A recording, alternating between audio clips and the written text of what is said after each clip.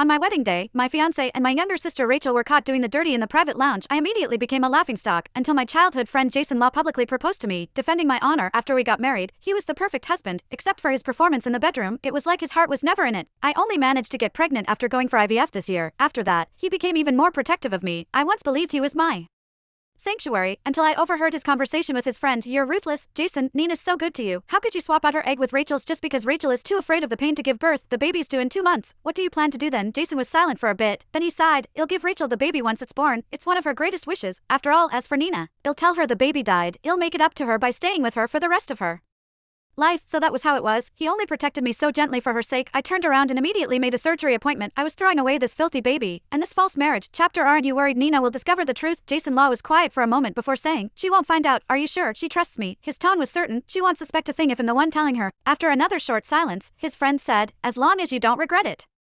Jason chuckled lightly. I won't. So that was how it was. I stood outside the door, my nails digging into my flesh. It hurt so much, but I was going numb. I had only come here to bring him some clothes. It was getting cold, and I was worried he was not wearing enough layers now. However, I felt like my heart was being sliced open. A cold wind blew through my chest. I stumbled home, too exhausted to even turn on the lights. My knees buckled and I collapsed onto the couch, curled up and shivering.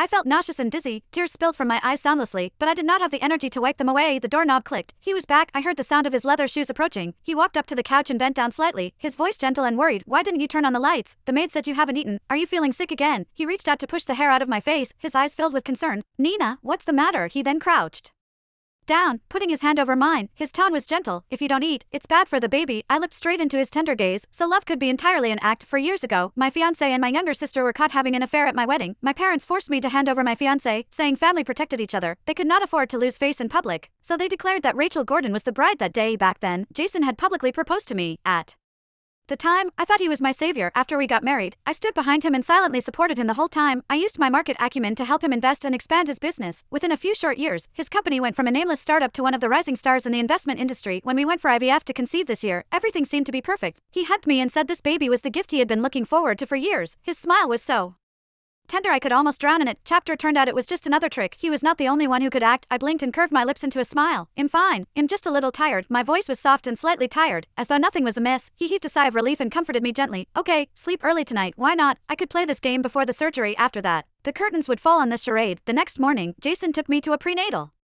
checkup. He asked questions about every little detail. Even the doctor laughed and praised him. You have a great husband. Not many men are this responsible these days. Jason held my hand, his gaze gentle. I've been looking forward to this baby forever. Of course he'll take good care of them. When we walked out of the consultation room, we bumped into my sister Rachel. She wore a loose-fitting dress, and a smug look flashed across her eyes when she saw us. I smirked inwardly when I saw her round belly. No